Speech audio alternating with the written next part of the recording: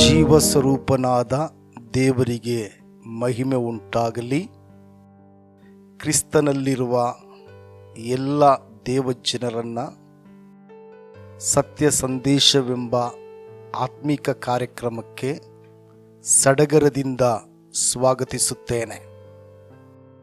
ಅಷ್ಟು ಮಾತ್ರವಲ್ಲ, ನೂತನ ವರ್ಷಕ್ಕೆ ಕಾಲಿಟ್ಟಿರುವಂತಹ ನಿಮ್ಮೆಲ್ಲರಿಗೂ ಹೊಸ ವರ್ಷದ ಶುಭಾಶಯಗಳು.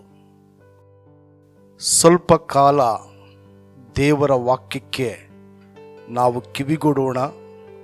ದೇವರು ನಮ್ಮೊಟ್ಟಿಗೆ ಮಾತನಾಡಿ ಬಲಹೀನರಾದಂತಹ ನಮ್ಮನ್ನು ತನ್ನ ವಾಕ್ಯಗಳ ಮೂಲಕ ಬಲಪಡಿಸುತ್ತಾನೆ.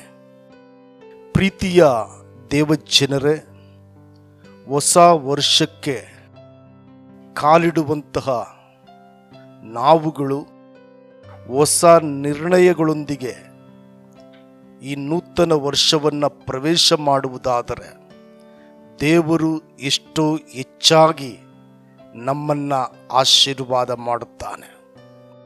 ಕಳೆದ ವರ್ಷಕ್ಕಿಂತಲೂ ಹೆಚ್ಚಾಗಿ ಈ ವರ್ಷದಲ್ಲಿ ದೇವರ ಮಹಿಮೆಯನ್ನು ಕಾಣಬೇಕಾದರೆ, ಅದ್ಭುತಗಳನ್ನು ನೋಡಬೇಕಾದರೆ, ಆಶೀರ್ವಾದಗಳನ್ನು ಹೊಂದಿಕೊಳ್ಳಬೇಕಾದರೆ ಒಂದು ಹೊಸ ನಿರ್ಣಯ ನಮ್ಮೊಳಗೆ ಇರಬೇಕು. ಅದು ಕೇವಲ ಲೋಕಾನುಸಾರವಾದಂತಹ, ಶರೀರ ಭಾವಕ್ಕೆ ಅನುಸಾರವಾದಂತಹ ನಿರ್ಣಯಗಳಲ್ಲ. ಆಧ್ಯಾತ್ಮಿಕತೆಯಿಂದ ಕೂಡಿರುವಂತಹ ನಿರ್ಣಯಗಳನ್ನು, ದೈವಿಕತೆ ತುಂಬಿರುವಂತಹ ನಿರ್ಣಯಗಳನ್ನು ನಾವು ಮಾಡಿ ಅದಕ್ಕನುಸಾರವಾಗಿ ಜೀವಿಸುವಾಗ ಈ ವರ್ಷ ನಮಗೆ ಒಂದು ಸುಖದ, ಸಂಭ್ರಮದ, ಸಂತೋಷದ, ಸಮಾಧಾನದ ವರ್ಷವಾಗಿರಲಿಕ್ಕೆ ಖಂಡಿತ ಸಾಧ್ಯವಾಗ್ತದೆ. ಇಬ್ರಿಯರಿಗೆ ಬರೆದ ಪತ್ರಿಕೆ 11ನೇ ಅಧ್ಯಾಯ 25ನೇ ವಚನ, ಸ್ವಲ್ಪ ಕಾಲ ಪಾಪ ಭೋಗಗಳನ್ನು ಅನುಭವಿಸುವುದಕ್ಕಿಂತ ದೇವರ ಜನರೊಂದಿಗೆ ಕಷ್ಟವನ್ನು ಅನುಭವಿಸುವುದೇ ಒಳ್ಳೆಯದೆಂದು ನಿರ್ಣಯಿಸಿಕೊಂಡನು. ಪ್ರೀತಿಯ ದೇವಜನರೇ, ಮೋಶೆ ತನ್ನ ಜೀವಿತದಲ್ಲಿ ಒಂದು ಉನ್ನತವಾದಂತಹ, ಒಂದು ಶ್ರೇಷ್ಠವಾದಂತಹ ನಿರ್ಣಯವನ್ನು ಮಾಡಿದನು. ಅದೇನೆಂದರೆ, ಫರೋಹನನ ಕುಮಾರನು ಅನ್ನಿಸಿಕೊಳ್ಳುವುದಕ್ಕಿಂತ, ಐಗುಪ್ತ ದೇಶದ ಒಂದು ಅಧಿಕಾರವನ್ನು, ಸುಖವನ್ನು ಅನುಭವಿಸುವುದಕ್ಕಿಂತ ದೇವ ಜನರೊಂದಿಗೆ ಸೇರಿ ಸ್ವಲ್ಪ ಕಾಲ ಕಷ್ಟವನ್ನು ಅನುಭವಿಸುವುದೇ ಒಳ್ಳೆಯದು, ಉತ್ತಮವಾದದ್ದು ಎಂಬುದಾಗಿ ಆತನು ತೀರ್ಮಾನಿಸಿದನು. ಪ್ರೀತಿಯ ದೇವರ ಮಕ್ಕಳೇ, ಮೋಶೆ ತೆಗೆದುಕೊಂಡಂತಹ ಈ ಶ್ರೇಷ್ಠವಾದಂತಹ ನಿರ್ಣಯ ಮೋಶೆಯನ್ನ ಒಬ್ಬ ಮಹಾನಾಯಕನನ್ನಾಗಿ ನಿಲ್ಲಿಸಿತು. ನಿಜಕ್ಕೂ ನಮ್ಮ ಬದುಕಿನಲ್ಲೂ ಸಹ ನಾವು ತೆಗೆದುಕೊಳ್ಳುವಂತಹ ನಿರ್ಣಯಗಳು ನಮ್ಮನ್ನು ಉನ್ನತ ಸ್ಥಾನಕ್ಕೆ ನಡೆಸುವಂತಹ ಕಾರ್ಯಗಳಾಗಿದೆ. ನಿಜಕ್ಕೂ ಕ್ರಿಸ್ತ ನಂಬಿಕೆಯಲ್ಲಿ ಸಾಗುವಾಗ ಎದುರಾಗುವಂತಹ ಕಷ್ಟಗಳನ್ನು, ಸಮಸ್ಯೆಗಳನ್ನು ಕಂಡು ಭಯಪಡದೆ ಪ್ರಾರ್ಥನೆಯೊಟ್ಟಿಗೆ ಎಲ್ಲವನ್ನು ಜಯಿಸಿ ನಾವು ಮುಂದೆ ಹೋಗಬೇಕು.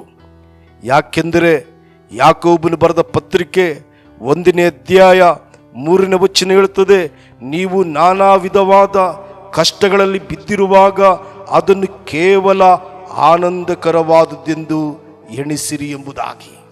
ಕಷ್ಟಗಳು ಬರುವಾಗ ದುಃಖ ಪಡುವುದು, ಚಿಂತೆ ಮಾಡುವುದು, ತಲೆ ಮೇಲೆ ಕೈ ಇಟ್ಟು ಕುಳಿತುಕೊಳ್ಳುವಂಥದ್ದು ದೇವರಿಗೆ ಇಷ್ಟವಿಲ್ಲ. ಕಷ್ಟ ಏನೇ ಇರಲಿ, ಸಮಸ್ಯೆಗಳು ಎಷ್ಟೇ ಇರಲಿ, ಅದನ್ನು ಸಂತೋಷವಾಗಿ ಸ್ವೀಕರಿಸಿ ಪ್ರಾರ್ಥನೆಯೊಟ್ಟಿಗೆ ಅದನ್ನು ಜಯಿಸಿ ಮುಂದೆ ಹೋಗುವಂಥದ್ದೇ ಒಬ್ಬ ಕ್ರೈಸ್ತ ವಿಶ್ವಾಸಿಯ ನಿಜವಾದಂತಹ ಲಕ್ಷಣ. ಯಾಕೆಂದರೆ ಕೊರಿಂಥದವರಿಗೆ ಬರೆದ 2ನೇ ಪತ್ರಿಕೆ 4ನೇ ಅಧ್ಯಾಯ 17ನೇ ವಚನ ಹೇಳುತ್ತದೆ, ಕ್ಷಣ ಮಾತ್ರವಿರುವ ನಮ್ಮ ಹಗುರವಾದ ಸಂಕಟವು ಅತ್ಯಧಿಕವಾದಂತಹ ಪ್ರತಿಫಲವನ್ನು ಉಂಟು ಮಾಡಿ ನಮಗೆ ನಿರಂತರವಾಗಿರುವ ಗೌರವವನ್ನು ಪ್ರಭಾವವನ್ನು ದೊರಕಿಸುತ್ತದೆ ಎಂಬುದಾಗಿ. ನಿಜಕ್ಕೂ ದೇವಜನರೇ, ಕಷ್ಟಗಳು ಅದು ಕೇವಲ ಕ್ಷಣ ಮಾತ್ರವಿರುವಂತಹ ಹಗುರವಾದಂತಹ ಕಷ್ಟಗಳು. ಆ ಹಗುರವಾದಂತಹ ಕಷ್ಟಗಳು ಅತ್ಯಧಿಕವಾದಂತಹ ಆಶೀರ್ವಾದವನ್ನು, ಅತ್ಯಧಿಕವಾದಂತಹ ಪ್ರತಿಫಲವನ್ನು ಉಂಟು ಮಾಡ್ತದೆ. ಆದ ಕಾರಣ ಕಷ್ಟಗಳು ಬರುವಾಗ ಸಂತೋಷವಾಗಿ ಅದನ್ನು ಎದುರುಗೊಳ್ಳಲಿಕ್ಕೆ ನಾವು ಸಿದ್ಧರಾಗಬೇಕಾಗಿದೆ. ಅಷ್ಟು ಮಾತ್ರ ಅಲ್ಲ, ದೇವರ ವಚನ ಹೇಳ್ತದೆ, ಯಾಕೋಬನ ಬರೆದ ಪತ್ರಿಕೆ 1ನೇ ಅಧ್ಯಾಯ 12ನೇ ವಚನದಲ್ಲಿ, ಕಷ್ಟವನ್ನು ಸಹಿಸಿಕೊಳ್ಳುವವನು ಧನ್ಯನು, ಅವನು ಪರಿಶೋಧಿತನಾದ ಮೇಲೆ ಜೀವವೆಂಬ ಜಯಮಾಲೆಯನ್ನು ಹೊಂದುವನು ಎಂಬುದಾಗಿ. ಕಷ್ಟ ಕ್ರಿಸ್ತನಲ್ಲಿನ ನಂಬಿಕೆಯನ್ನು, ಭಕ್ತಿಯನ್ನು ಹೆಚ್ಚಿಸುತ್ತೆ. ಕಷ್ಟಗಳು ಬರುವಾಗ ಮನುಷ್ಯನು ಇನ್ನೂ ಹೆಚ್ಚಾಗಿ ತಾಳ್ಮೆಯನ್ನು ತಂದುಕೊಳ್ತಾನೆ. ಆದ ಕಾರಣ ಎಷ್ಟು ಮಾತ್ರಕ್ಕೂ ಕಷ್ಟಗಳಿಗೆ ಭಯಪಡಬಾರದು. ಈ ಲೋಕದಲ್ಲಿ ಅನ್ಯರೊಂದಿಗೆ ಸೇರಿ ಲೋಕಾನುಸಾರವಾಗಿ ಬದುಕುವಂತಹ ಜನರ ಜೊತೆಗೂಡಿ ಸಂಭ್ರಮಿಸುವುದಕ್ಕಿಂತ ದೇವಜನರೊಂದಿಗೆ ಕಷ್ಟವನ್ನು ಅನುಭವಿಸುವಂಥದ್ದು ಅದು ಎಷ್ಟೋ ಒಂದು ಶ್ರೇಷ್ಠವಾದಂತಹ ಕಾರ್ಯವಾಗಿದೆ. ಆದ ಕಾರಣ 2025ನೇ ವರ್ಷಕ್ಕೆ ಕಾಲಿಡುವಂತಹ ನಾವು ಕಷ್ಟಗಳಿಗೆ ಭಯಪಡದೆ ಕ್ರಿಸ್ತನಲ್ಲಿ ಎಲ್ಲವನ್ನು ಜಯಿಸುವುದಕ್ಕೆ ನಾವು ಸಿದ್ಧರಾಗೋಣ. ಖಂಡಿತವಾಗಿ ಕಷ್ಟಗಳು ಬರುವಾಗ, ದುಃಖಗಳು ಬರುವಾಗ, ಸಮಸ್ಯೆಗಳು ಎದುರಾಗುವಾಗ ನಿಜಕ್ಕೂ ನಾವು ಎಷ್ಟು ಮಾತ್ರಕ್ಕೂ ದೇವರನ್ನು ಬಿಟ್ಟು ಅಗಲಿ ಹೋಗದಂತೆ ದೇವರಲ್ಲಿ ಇದ್ದು ದೇವರಿಗಾಗಿ ನಾವು ಫಲಿಸೋಣ. ದೇವರು ನಮಗೆ ಸಹಾಯ ಮಾಡ್ತಾನೆ. ಅಷ್ಟು ಮಾತ್ರವಲ್ಲ, ದಾನಿಯೇಲನ ಪುಸ್ತಕ 1ನೇ ಅಧ್ಯಾಯ 8ನೇ ವಚನವನ್ನು ನಾವು ಓದಿಕೊಳ್ಳೋಣ. ದಾನಿಯೇಲನು ತಾನು ರಾಜನ ಭೋಜನ ಪದಾರ್ಥಗಳನ್ನು ತಿಂದು ರಾಜನು ಕುಡಿಯುವ ದ್ರಾಕ್ಷಾರಸವನ್ನು ಕುಡಿದು ತನ್ನನ್ನು ಅಶುದ್ಧ ಮಾಡಿಕೊಳ್ಳಬಾರದೆಂದು ನಿರ್ಣಯಿಸಿಕೊಂಡನು. ಪ್ರೀತಿಯ ದೇವರ ಮಕ್ಕಳ, ನೆಬೂಕದ್ನೆಚ್ಚರನು ಯೆರೂಸಲೇಮಿಗೆ ಮುತ್ತಿಗೆ ಹಾಕಿ ಅಲ್ಲಿರ್ತಕ್ಕಂತಹ ಸಂಪತ್ತನ್ನು ತನ್ನ ದೇಶಕ್ಕೆ ತೆಗೆದುಕೊಂಡು ಹೋದದ್ದು ಮಾತ್ರವಲ್ಲದೆ ಆ ಪ್ರಾಂತದಲ್ಲಿದ್ದಂತಹ ಒಳ್ಳೆ ಯವನಸ್ಥರನ್ನು ಸಹ ತನ್ನ ದೇಶಕ್ಕೆ ಸೆರೆಯಾಳುಗಳಾಗಿ ಕರೆದೊಯ್ಯುತ್ತಾನೆ. ಆಗ ತನ್ನ ಆಸ್ಥಾನದಲ್ಲಿ ಆತನಿಗೆ ಸೇವೆ ಮಾಡುವುದಕ್ಕಾಗಿ ಇವರನ್ನು ನೇಮಿಸಿಕೊಂಡಾಗ ದಾನಿಯೇಲನು ಹೇಳ್ತಾನೆ, ರಾಜನು ತಿನ್ನುವ ಭೋಜನ ಪದಾರ್ಥಗಳನ್ನು ನಾನು ತಿಂದು ರಾಜನು ಕುಡಿಯುವ ದ್ರಾಕ್ಷಾರಸವನ್ನು ನಾನು ಕುಡಿದು ನನ್ನನ್ನು ನಾನು ಅಶುದ್ಧ ಮಾಡಿಕೊಳ್ಳಲಾರೆ ಎಂಬುದಾಗಿ ನಿರ್ಣಯಿಸಿದನು. ಪ್ರೀತಿಯ ದೇವರ ಮಕ್ಕಳ, ಕಳೆದ ವರ್ಷ ಎಷ್ಟೋ ಸಾರಿ ನಿಮ್ಮ ಜೀವನದಲ್ಲಿ ಒಂದು ವೇಳೆ ಪಾಪಕ್ಕೆ ದಾಸರಾಗಿರಬಹುದು, ಪರಿಶುದ್ಧತೆಯನ್ನು ಕಳೆದುಕೊಂಡಿರಬಹುದು. ಆದರೆ ಈ ವರ್ಷ ದಾನಿಯೇಲನ ಹಾಗೆ ಪರಿಶುದ್ಧತೆಯನ್ನು ಕಾಪಾಡಿಕೊಳ್ಳುವುದಕ್ಕೆ ನಾವು ನಿರ್ಣಯಿಸಬೇಕು. ಯಾಕೆಂದರೆ 1 ಪೇತ್ರ 1ನೇ ಅಧ್ಯಾಯ 16ನೇ ವಚನ ಹೇಳುತ್ತದೆ, ನಾನು ಪರಿಶುದ್ಧನಾಗಿರುವ ಪ್ರಕಾರ ನೀವು ಸಹ ಪರಿಶುದ್ಧರಾಗಿರಬೇಕು. ದೇವರ ಉದ್ದೇಶ ಏನಂದರೆ, ದೇವರು ಪರಿಶುದ್ಧನು, ಆತನು ಮಹಾಪರಿಶುದ್ಧನು. ಆತನಲ್ಲಿ ವಿಶ್ವಾಸವಿಡುವಂತಹ ಪುರುಷನೇ ಆಗಲಿ ಸ್ತ್ರೀಯೇ ಆಗಲಿ ಪರಿಶುದ್ಧರಾಗಿರಬೇಕೆಂಬುದೇ ದೇವರ ಒಂದು ದೊಡ್ಡ ಅಭಿಲಾಷೆ. ಆದ ಕಾರಣ ಎಷ್ಟು ಮಾತ್ರಕ್ಕೂ ಲೋಕದೊಂದಿಗೆ ಇಜ್ಜೋಡರಾಗಿ ಪರಿಶುದ್ಧತೆಯನ್ನು ಕಳೆದುಕೊಳ್ಳಬಾರದು, ಪರಿಶುದ್ಧತೆಯನ್ನು ಕಾಪಾಡಿಕೊಳ್ಳಬೇಕು. ಯೇಸು ಕ್ರಿಸ್ತನು ತನ್ನ ಸ್ವರಕ್ತದ ಮೂಲಕ ಪಾಪಾತ್ಮರಾದಂತಹ ನಮ್ಮನ್ನು ಪರಿಶುದ್ಧರನ್ನಾಗಿ, ನೀತಿವಂತರನ್ನಾಗಿ, ನಿರ್ದೋಷಿಗಳನ್ನಾಗಿ ಬದಲಾಯಿಸಿದ್ದಾನೆ. ಆ ನೀತಿವಂತಿಕೆ, ಆ ಪರಿಶುದ್ಧತೆಯನ್ನು ಕಳೆದುಕೊಳ್ಳದೆ ಆ ಪರಿಶುದ್ಧತೆಯನ್ನು ನಾವು ಕಾಪಾಡಿಕೊಳ್ಳಬೇಕಾಗಿದೆ. ಅಷ್ಟು ಮಾತ್ರವಲ್ಲ, ಇಬ್ರಿಯರಿಗೆ ಬರೆದ ಪತ್ರಿಕೆ 12ನೇ ಅಧ್ಯಾಯ 15ನೇ ವಚನ ಹೇಳುತ್ತದೆ, ಪರಿಶುದ್ಧತೆ ಇಲ್ಲದೆ ಯಾವನು ಸಹ ಕರ್ತನನ್ನು ಕಾಣುವುದಕ್ಕೆ ಸಾಧ್ಯವಿಲ್ಲ. ಪ್ರೀತಿಯ ದೇವರ ಮಕ್ಕಳೇ, ಪರಿಶುದ್ಧತೆ ಇಲ್ಲದೆ ಮಾಡುವ ಪ್ರಾರ್ಥನೆ ವ್ಯರ್ಥವಾಗಿದೆ. ಪರಿಶುದ್ಧತೆ ಇಲ್ಲದೆ ಮಾಡುವ ಆರಾಧನೆ ವ್ಯರ್ಥವಾಗಿದೆ. ಪರಿಶುದ್ಧತೆ ಇಲ್ಲದೆ ಮಾಡುವ ಪ್ರಸಂಗಗಳು ಸಹ ವ್ಯರ್ಥವಾಗಿದೆ. ಇವತ್ತು ಪರಿಶುದ್ಧತೆಯನ್ನು ನಾವು ಕಾಪಾಡಿಕೊಳ್ಳಬೇಕು. ಪರಿಶುದ್ಧತೆಯನ್ನು ನಾವು ದಿನದಿಂದ ದಿನಕ್ಕೆ ಹೊಂದಿಕೊಳ್ಳಬೇಕು. ಪರಿಶುದ್ಧತೆಯನ್ನು ಎಷ್ಟು ಮಾತ್ರಕ್ಕೂ ನಮ್ಮ ಜೀವಿತದಲ್ಲಿ ಬಿಟ್ಟುಕೊಡಬಾರದು. ಒಂದು ವೇಳೆ ಪರಿಶುದ್ಧತೆ ಇಲ್ಲದೆ ಇದ್ದರೆ ನಿನಗೂ ಕರ್ತನಾದ ಯೇಸು ಕ್ರಿಸ್ತನಿಗೂ ಯಾವುದೇ ವಿಧವಾದಂತಹ ಸಂಬಂಧವೇ ಇರುವುದಿಲ್ಲ. ಯಾಕೆಂದರೆ ನನ್ನ ದೇವರು, ನಾನು ಆರಾಧಿಸುವ ಕರ್ತನು, ಆತನು ಪರಿಶುದ್ಧನು, ಪರಿಶುದ್ಧನು, ಪರಿಶುದ್ಧನಾಗಿದ್ದಾನೆ. ಆದ ಕಾರಣ ನೀನು ಸಹ ಪರಿಶುದ್ಧನಾಗಿರಬೇಕು. ದೇವರಿಗೆ ಸ್ತೋತ್ರವಾಗಲಿ. ಅಷ್ಟು ಮಾತ್ರವಲ್ಲ, ಮತ್ತಾಯನ ಬರೆದ ಸುವಾರ್ತೆ 5ನೇ ಅಧ್ಯಾಯ 8ನೇ ವಚನದಲ್ಲಿ ಕರ್ತನಾದಂತಹ ಯೇಸು ಕ್ರಿಸ್ತನು ಹೇಳಿದಂತಹ ಮಾತನ್ನು ನಾವು ನೆನಪು ಮಾಡಿಕೊಳ್ಳಬೇಕಾಗಿದೆ. ನಿರ್ಮಲ ಚಿತ್ತರು ಧನ್ಯರು, ಅವರು ದೇವರನ್ನ ನೋಡುವರು ಎಂಬುದಾಗಿ. ಪ್ರೀತಿಯ ದೇವರ ಮಕ್ಕಳು, ದೇವರನ್ನು ನೋಡಬೇಕಾದ್ರೆ, ದೇವರ ಆಶೀರ್ವಾದವನ್ನು ಅನುಭವಿಸಬೇಕಾದರೆ, ದೇವರ ಆತ್ಮನ ನಡೆಸುವಿಕೆ ನಮಗೆ ಬೇಕಾದರೆ ನಮ್ಮೊಳಗೆ ಪರಿಶುದ್ಧತೆ ಇರಬೇಕು.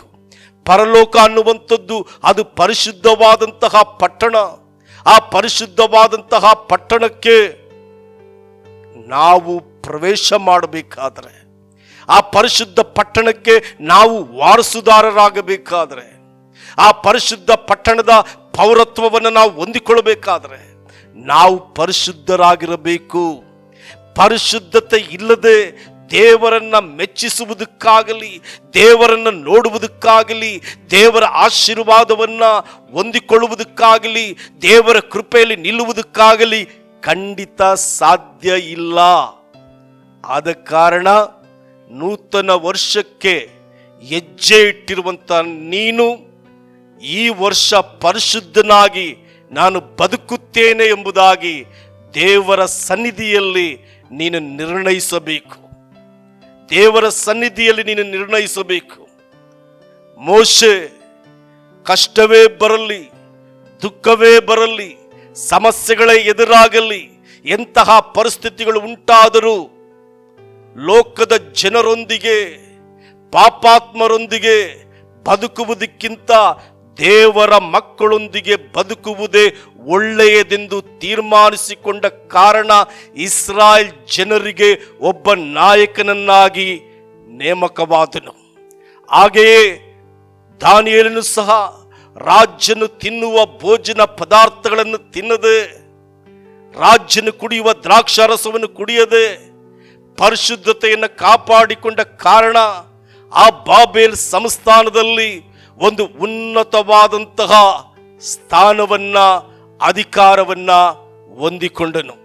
ಪ್ರೀತಿಯ ದೇವರ ಮಕ್ಕಳೇ, ಈ ವರ್ಷ ನಿನ್ನ ಬದುಕಿನಲ್ಲಿ ನೀನು ಮಾಡುವಂತಹ ತೀರ್ಮಾನ, ನೀನು ತೆಗೆದುಕೊಳ್ಳುವಂತಹ ನಿರ್ಣಯ ನಿನ್ನ ಜೀವಿತವನ್ನ, ನಿನ್ನ ಕುಟುಂಬವನ್ನ, ನಿನ್ನ ಪರಿಸ್ಥಿತಿಯನ್ನು ನಿಶ್ಚಯವಾಗಿ ಬದಲಾಯಿಸುವಂಥದ್ದಾಗಿದೆ. ಆದ ಕಾರಣ ನೀನು ಅಲಕ್ಷ್ಯ ಮಾಡಬೇಡ,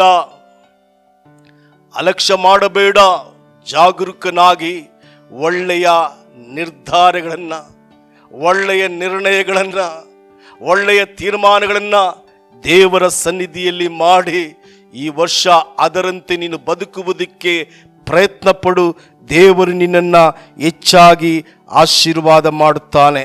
ಅಷ್ಟು ಮಾತ್ರವಲ್ಲ, ಫಿಲಿಪ್ಪಿಯವರಿಗೆ ಬರೆದ ಪತ್ರಿಕೆ 3ನೇ ಅಧ್ಯಾಯ 10ನೇ ವಚನದಲ್ಲಿ ಪೌಲನು ಹೀಗೆ ಹೇಳುತ್ತಾನೆ, ಯೇಸು ಕ್ರಿಸ್ತನನ್ನು, ಆತನ ಪುನರುತ್ಥಾನದಲ್ಲಿರುವ ಶಕ್ತಿಯನ್ನು, ಆತನ ಬಾಧೆಗಳಲ್ಲಿ ಪಾಲುಗಾರರಾಗಿರುವವರಿಗೆ ಸಿಗುವ ಪದವಿಯನ್ನು ತಿಳುಕೊಂಡು ಆತನ ಮರಣದ ವಿಷಯದಲ್ಲಿ ಆತನಿಗೆ ಅನುರೂಪವಾಗಬೇಕೆಂಬುದೇ ನನ್ನ ನಿರ್ಣಯ ಎಂಬುದಾಗಿ ಹೇಳುತ್ತಾನೆ. ಪ್ರೀತಿಯ ದೇವರ ಮಕ್ಕಳ, ಅಪೊಸ್ತಲನಾದಂತಹ ಪೌಲನು ಕರ್ತನ ಸೇವೆಯಲ್ಲಿ ಶಕ್ತಿಯುತವಾಗಿ ಉಪಯೋಗಿಸಲ್ಪಟ್ಟನು. ಅಷ್ಟು ಮಾತ್ರವಲ್ಲ, ಸತ್ಯವೇದದಲ್ಲಿ ಸುಮಾರು 13 ಪತ್ರಿಕೆಗಳನ್ನು ಆತನು ರಚಿಸಿದ್ದಾನೆ. ವಿಶ್ವದ ಎಲ್ಲೆಡೆ ಹೋಗಿ ಕರ್ತನ ಶುಭವಾರ್ತೆಯನ್ನು ಪ್ರಕಟಿಸಿ ಅನೇಕ ಜನರನ್ನು ಕರ್ತನಿಗಾಗಿ ಸಂಪಾದಿಸಿದ್ದಾನೆ.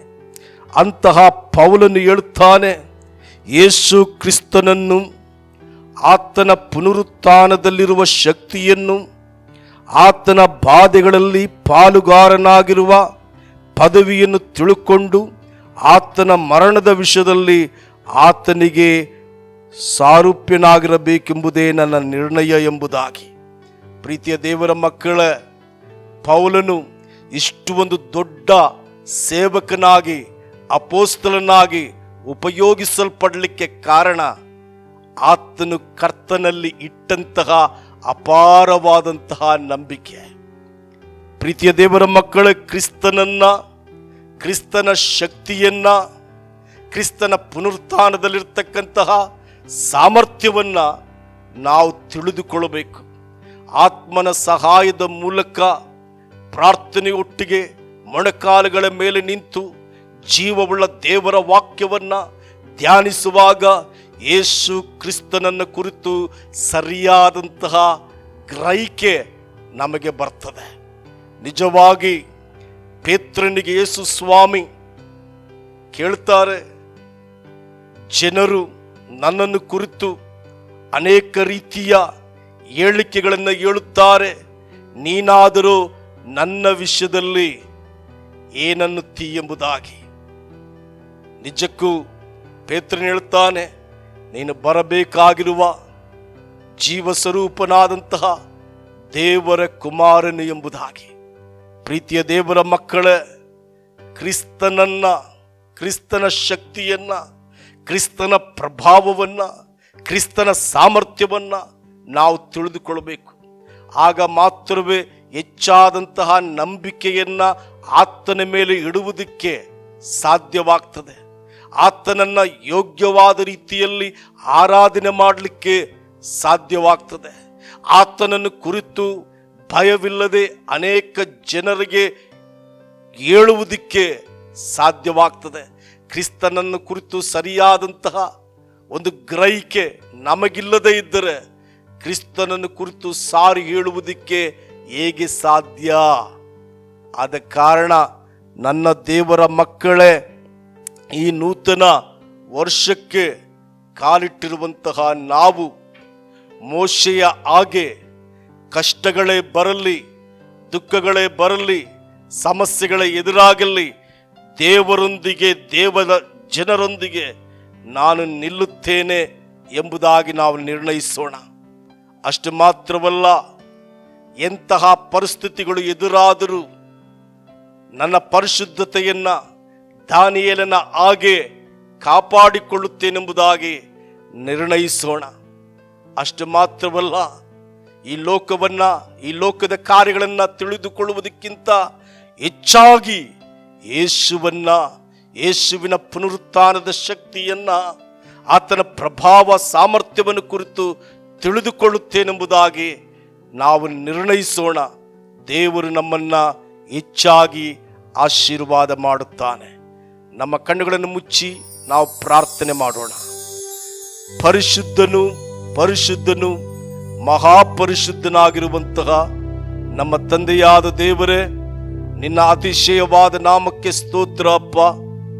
ಈ ಸಮಯದಲ್ಲಿ ದೇವರೇ, ಮೋಶೆ ಮಾಡಿದಂತಹ ಒಂದು ನಿರ್ಣಯವನ್ನು ಕುರಿತು, ದಾನಿಯೇಲನು ಮಾಡಿದಂತಹ ಒಂದು ನಿರ್ಣಯವನ್ನು ಕುರಿತು, ಪೌಲನ ಒಂದು ನಿರ್ಣಯವನ್ನು ಕುರಿತು ನಿನ್ನ ಆತ್ಮನ ಮೂಲಕವಾಗಿ ನಮ್ಮೊಟ್ಟಿಗೆ ಮಾತನಾಡಿದ್ದೀರಿ. ಅದಕ್ಕಾಗಿ ನಿಮಗೆ ಸ್ತೋತ್ರ ಸ್ವಾಮಿ. ನಿಜಕ್ಕೂ ದೇವರೇ, ಕಷ್ಟಗಳು, ದುಃಖಗಳು, ಸಮಸ್ಯೆಗಳು ಏನೇ ಇದ್ದರೂ ಕ್ರಿಸ್ತನೊಂದಿಗೆ, ಕ್ರಿಸ್ತನ ಜನರೊಂದಿಗೆ ಜೀವಿಸುವಂತಹ ಕೃಪೆಯನ್ನ ನಮಗೆ ಕೊಡು ಸ್ವಾಮಿ. ಮೋಶೆಯಲ್ಲಿದ್ದಂತಹ ನಿರ್ಣಯ ನಮ್ಮೊಳಗೆ ಇರಲಿಕ್ಕೆ ಸಹಾಯ ಮಾಡಪ್ಪ ದೇವರೇ. ಪಾಪ ತುಂಬಿರುವಂತಹ ಈ ಲೋಕದೊಳಗೆ ದಾನಿಯೇಲನ ಹಾಗೆ ಪರಿಶುದ್ಧತೆಯನ್ನು ಕಾಪಾಡಿಕೊಳ್ಳುವುದಕ್ಕೆ ನಾವು ತೀರ್ಮಾನಿಸುವ ಹಾಗೆ ನೀನು ದಯ ತೋರಿಸು ಸ್ವಾಮಿ. ಅಷ್ಟು ಮಾತ್ರವಲ್ಲ ದೇವರೇ, ನಿನ್ನನ್ನು ವಿರೋಧಿಸುವಂತಹ, ನಿನ್ನ ಕಾರ್ಯಗಳನ್ನು ಅಲ್ಲೆಗೆಳೆಯುವಂತಹ ಈ ಲೋಕದ ಜನರ ಮಧ್ಯದಲ್ಲಿ ನಿನ್ನನ್ನ, ನಿನ್ನ ಶಕ್ತಿಯನ್ನ ತಿಳಿದು ಅಪ್ಪ, ನಿನ್ನನ್ನು ಕುರಿತು ಅನೇಕರಿಗೆ ಸಾರಿ ಹೇಳುವ ಹಾಗೆ ನಿನ್ನ ಮಹಾಕೃಪೆಯನ್ನು ನಮಗೆ ಅನುಗ್ರಹ ಮಾಡು. ನಿನ್ನ ಆತ್ಮನ ಮೂಲಕ ಬಿತ್ತಲ್ಪಟ್ಟ ವಾಕ್ಯಗಳು ಪ್ರತಿಯೊಬ್ಬರ ಹೃದಯದಲ್ಲಿ 100ರಷ್ಟು ಫಲಿಸಲಿ. ಪ್ರತಿಯೊಬ್ಬರು ಒಳ್ಳೆಯ ನಿರ್ಣಯಗಳೊಂದಿಗೆ ಈ ವರ್ಷವನ್ನ ಪ್ರಾರಂಭಿಸಲಿಕ್ಕೂ ದೇವರ, ಈ ವರ್ಷದಲ್ಲಿ ಇದುವರೆಗೂ ಅನುಭವಿಸಲಿಕ್ಕೆ, ಇದುವರೆಗೂ ನೋಡುವುದಕ್ಕೆ ಆಗದೇ ಇರತಕ್ಕಂತಹ ಅನೇಕ ಆಶೀರ್ವಾದಗಳನ್ನ, ಅನೇಕ ಆಧ್ಯಾತ್ಮಿಕ ಕಾರ್ಯಗಳನ್ನ ಹೊಂದಿಕೊಳ್ಳುವುದಕ್ಕೂ ನೀನು ಸಹಾಯ ಮಾಡಪ್ಪ.